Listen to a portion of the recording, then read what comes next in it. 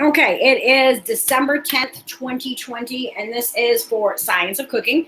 Today we're going to be doing chocolate chip cookies, right? Always a staple, always a favorite, especially during the holiday time of year, winter months, snow days, things like that.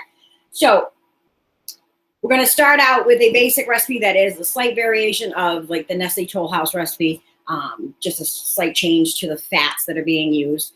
And I'll explain why as we go through. But I'm going to start off with the fats and the sugars for this recipe. So you're going to see that it's going to talk about creaming together your butters and sugars.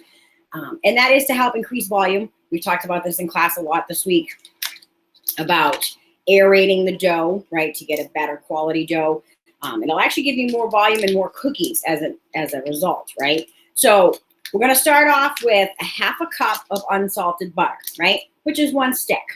So these are already pre-measured out, right? So half a cup, 1 stick. If you're not sure, there's always measurements on the side of that stick, so that way you can double check, okay? I do have my stand mixer here set up with the paddle attachment. You can do this in a hand mixer though. I would do up to the, through the creaming part, up through the eggs, and then when you go to start adding in the flour, that's when I would take and I would switch to doing that by hand because that's a little bit too thick of a batter for a hand mixing machine, okay? So I'm only going to use a half a cup of butter, and I'm going to do half a cup of Crisco shortening, right? So just good old-fashioned Crisco vegetable shortening.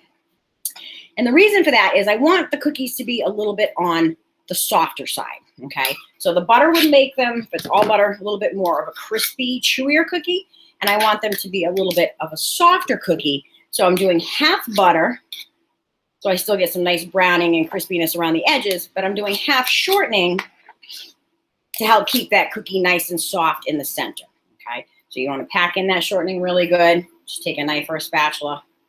Make sure you have a nice level half a cup. So half a cup of butter, half a cup of shortening, and that's going to go into this mixer together. And then I'm going to add in my sugar so I can start doing that creaming method.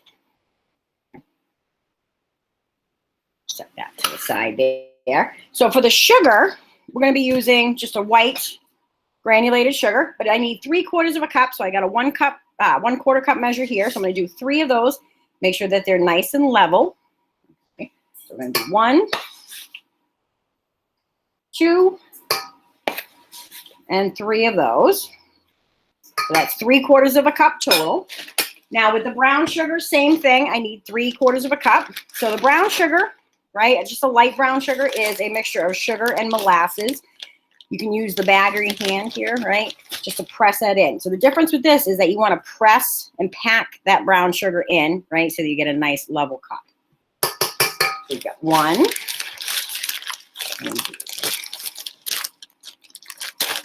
2, and 3. So that'll give us 3/4 of a cup total. Like I said, I'm going to mix these two together, our sugars and our fats.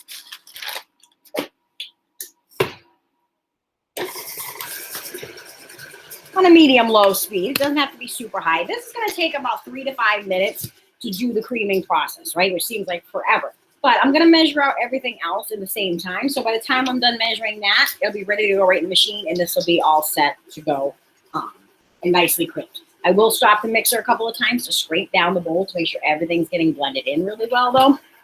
Okay, so you want to make sure you're doing that as well.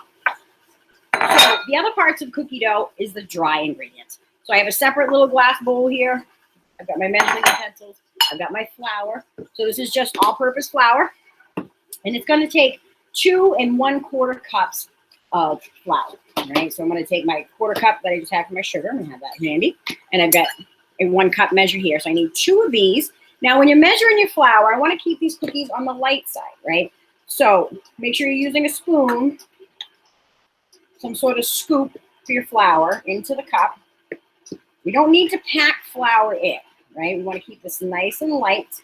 Ideally would be to do measurements on a scale, but this is a cup and spoon measurement, so we're going to do it that way, right? Take back edge of a butter knife, make sure to scrape that off. Okay, so we're going to do that one more time, so that way it'll be our 2nd cup. So by spooning this in, it's keeping that nice and light, not too much flour. We want just enough, but we don't want too much. Okay. Scrape that off. And there's number 2. And then don't forget your little quarter cup measure. Okay.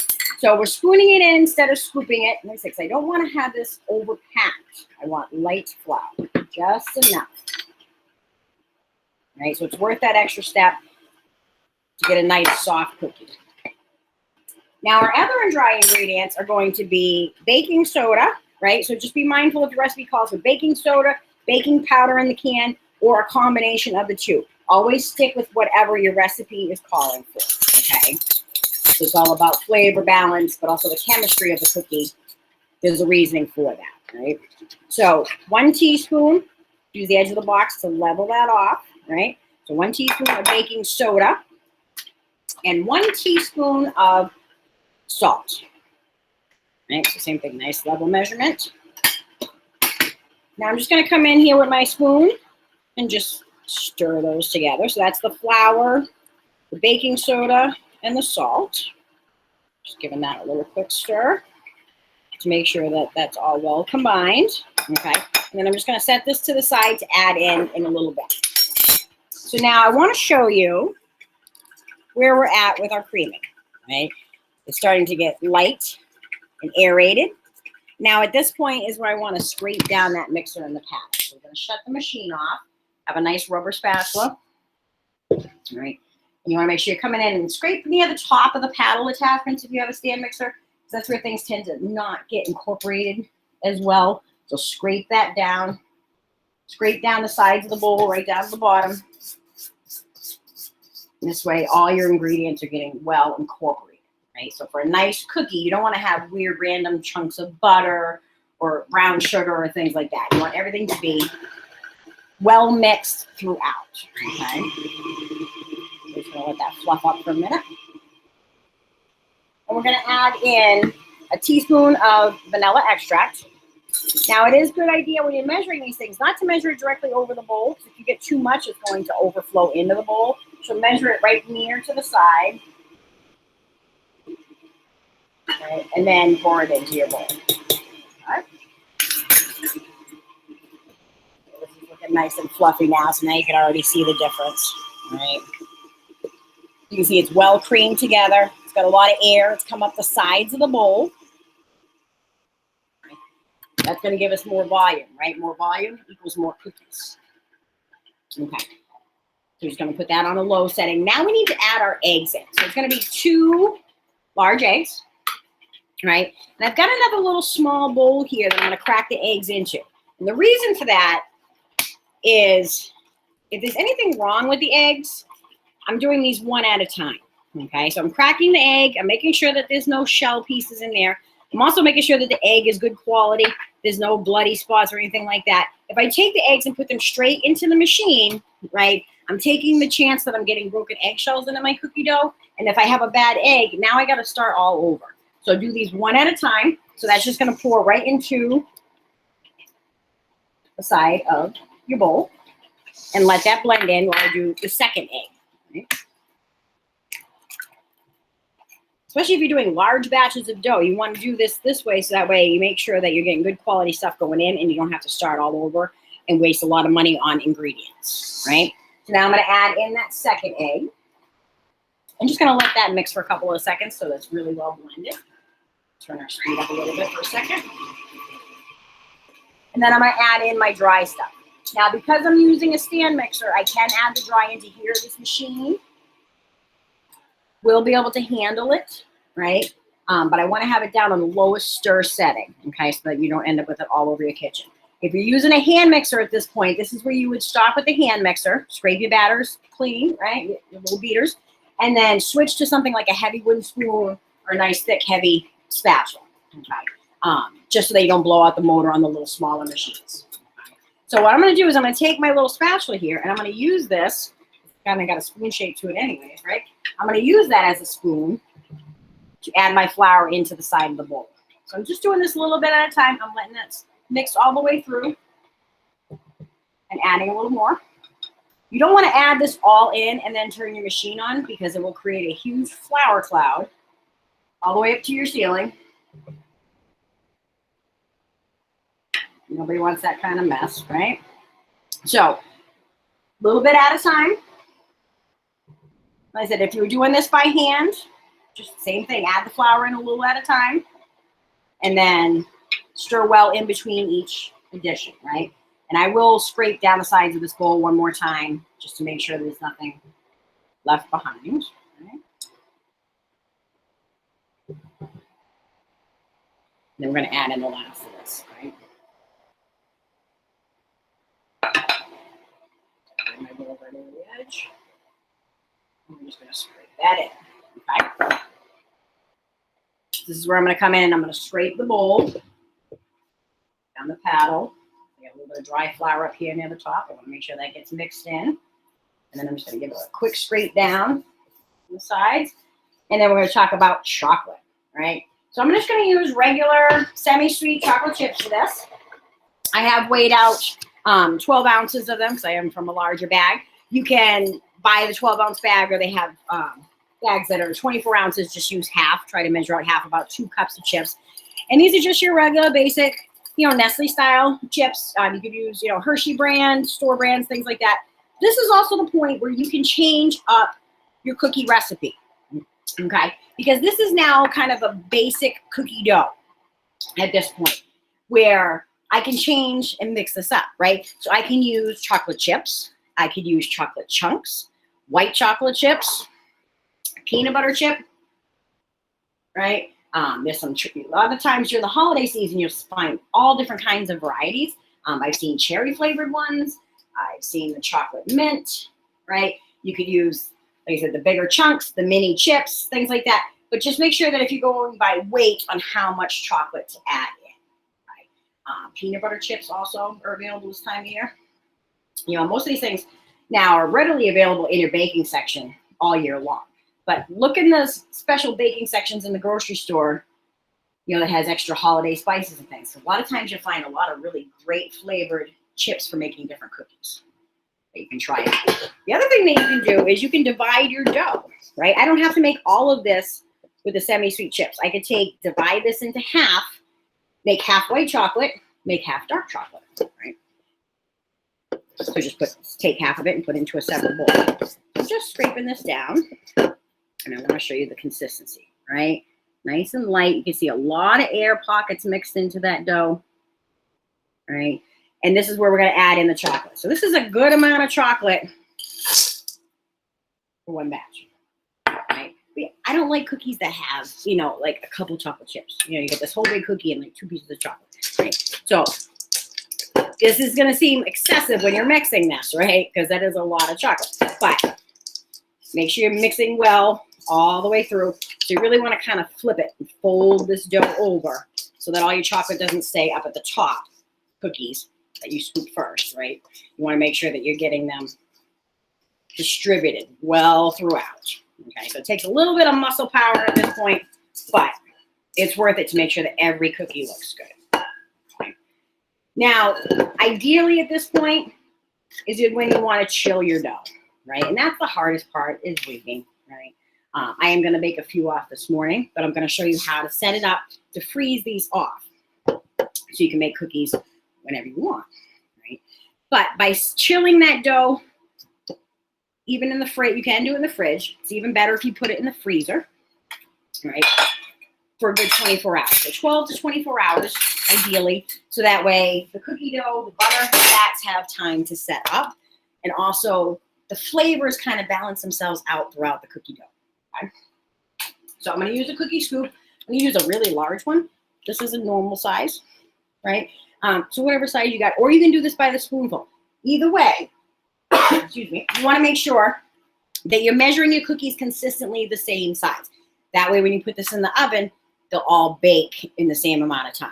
Okay, so that's why things like a cookie scoop or a small measuring cup, you could use like a 1/4 cup measure, right? Scoop them out and get the same size in that way. Will help make sure that all the cookies bake even. So if you got some large, some small, those small ones will cook too fast and the big ones won't be done enough. So I've just got a cookie sheet with my Silpat mat. This is just a silicone baking mat, right? I like it because it's easy cleanup. I can just wipe it real quick with a paper towel in between batches. But you can just use a good nonstick cookie sheet like this, or you can use some parchment paper. Just remember not to use wax paper because wax paper will burn, okay? and we're going to be scooping our cookies right onto the sheet. Now, these are pretty large size dough, so I'm only going to put about 6 on here. Do 6 to 8 of the size on the size sheet. When you're scooping, dig down deep in the bowl, and then use the edge of your bowl to scrape that really well, right? So that way you get a nice level scoop. Okay. So I'm reaching down in the bottom and up the sides. So I want to make sure I'm getting a good blend of everything and scoop out. Then these are going to go into a 375-degree oven if you like them a little on the darker, crispy side, so you can get a nice caramelized cookie, right? Remember, caramelization starts at 356 degrees. Original browning will start with the Maillard reaction at 310 degrees. So you can go a little bit lower, but be mindful of the temperature that you have on your recipe, okay? If your oven runs a little hot or cold, you know, have hot spots, cold spots throughout the oven, you may want to put them in for 4 or 5 minutes, and then turn that tray halfway through the baking process so that it bakes more evenly. So if you notice that like the left side of your oven is a little bit hotter, give it that little spin about halfway through, and that'll make sure that you're getting an evenly baked cookie, right? So these are gonna go straight in the oven. Like I said, these can take anywhere from 9 to 11 minutes. I start checking them though earlier than that, right? So about 6-7 minutes in, okay? I'm looking at my time to make sure I can come back and check those. Now, the other thing I want to show you is what do I do with the rest of these cookies? So maybe I just want a few cookies for a snack today. How can I have cookies on any day that I want? And that's by freezing the dough. So what I've got here, I did some of these earlier, so I'm going to add some more to this tray, this is just a large cookie sheet with some parchment paper on it. And this is so that you can take scoopies to freeze. So find something that will fit in your freezer, okay? And start scooping your dough with the same size scoop, right? It doesn't matter, you know, if it's large size, you want to make a bunch of smaller ones, 2 different sizes. Just pick whichever ones you do scoop, use the same size when you're baking. Now, the advantage to this is I'm going to take this cookie dough and I'm going to freeze this overnight. And then tomorrow, I'll be able to take these little cookie frozen balls and put them right into a container. I can put them into a Ziploc bag. Make sure to label them, what they are and when you made your dough, right, with the date. Always put the date on and label what it is. But then I can take this, freeze these, and then the next time you want cookies, right, watching a movie, things like that on the weekend, take, 4, 5, 6 little frozen cookie balls, put them on your sheet, your cookie sheet, straight into your preheated oven. So the only thing that you need to do is preheat that oven first. Pull out your frozen cookie dough, right onto the tray, straight to the oven. You don't have to thaw them out beforehand. That's what's awesome. This is the secret to how they make cookies in bake shops all the time. So if you go into a good bakery that always has same cookies every day, chocolate chip sugar, whatever, they make giant batches of cookie dough, freeze them, scoop them, and have them ready to go in buckets in the freezer, right? Even your grocery stores do this. Don't think that, your local grocery stores are out back mixing up cookie dough, right? They get that dough in frozen. They take them from the box, put these on the tray. You can do the same thing without having to leave your house, right? And get a better quality cookie out of it. So I do have some that I made with a smaller scoop this morning. So this is a smaller size. But when you're looking at your cookies, right, you're looking for, a nice, even golden brown color, right? These are chocolate chunk in this batch. So the chocolate looks a little bit bigger and darker shading on them, right? But like I said, you can switch up the chips that you're using to be, the mini chips, semi-sweet, the chocolate chunk white, whatever you prefer, or you can do half a batch of, each kind that you like. So that's it for your chocolate chip cookies. And just remember, if you can, give it time to chill the dough, you're going to get a better cookie in the end, especially if you can freeze them for a good 24 hours before baking them, okay? And that's it for today. So hopefully you guys will be baking some cookies at home.